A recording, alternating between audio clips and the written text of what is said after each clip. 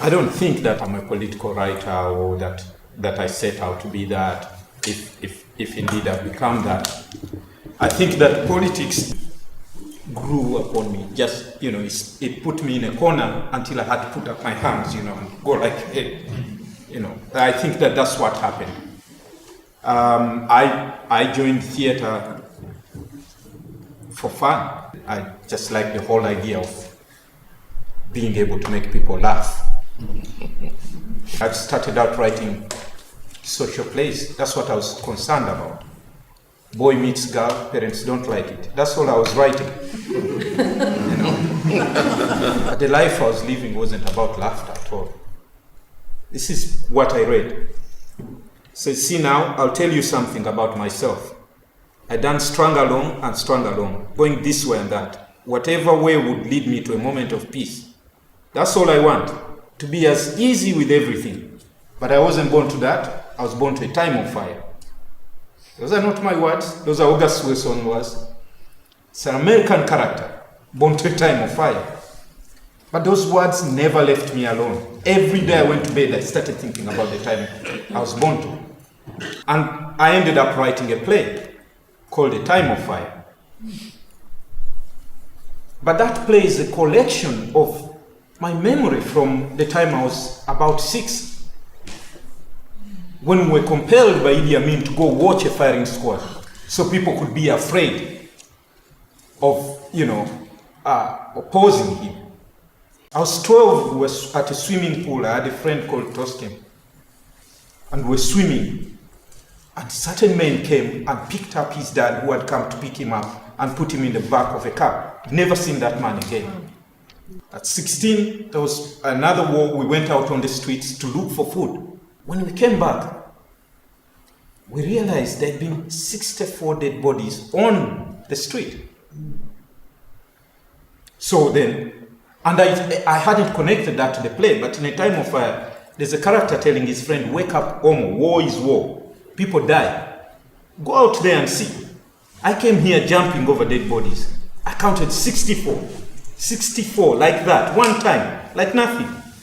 Bury your man. After him, go and bury them all. I challenge you. Even if you bury morning and afternoon, you need 30 whole days. 30 like this. That is a month. Unless you can manage a mass grave.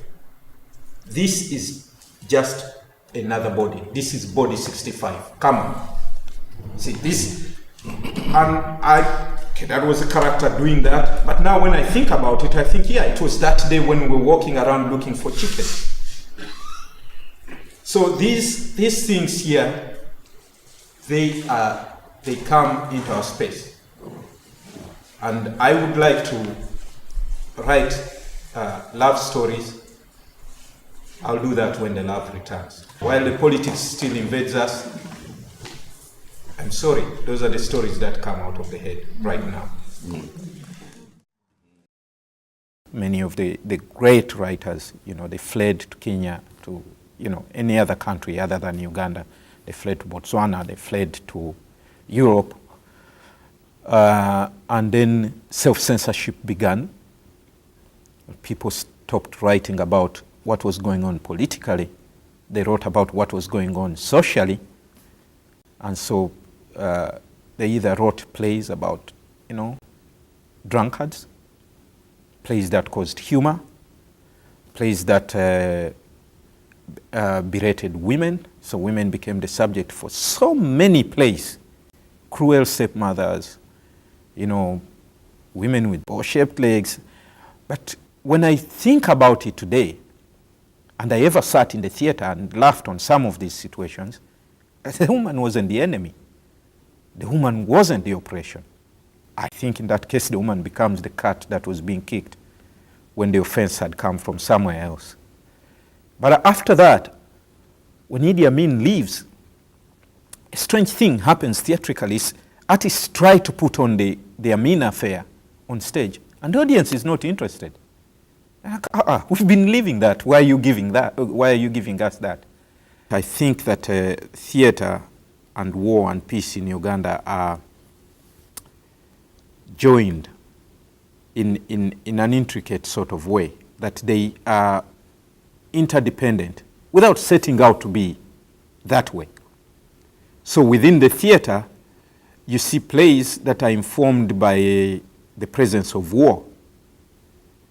But the presence of war doesn't mean that that is the lifestyle Ugandans who want. Ugandans really yearn for peace. We can't wait. We've been waiting forever for peace to come. And there is relative peace in the country, and that is good. But I'm talking about theater particularly because that's my way of mostly seeing the world. That's the way in which I look at the world. That's the lens I use to examine the world. And in that theater,